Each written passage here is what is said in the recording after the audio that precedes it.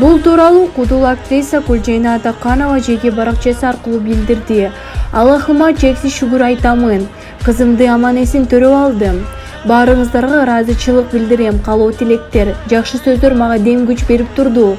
Кызымдын абалы жакшы, Аллахым буйрса. Мен өзүм кичине кыйналып, бир аз өзүмө келип алайын жакшы.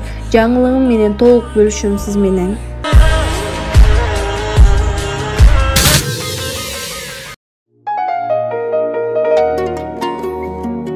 Сени эч ким албайт. Эң көп жазылган комментарий. Рейтинг боюнча биринчи орунда.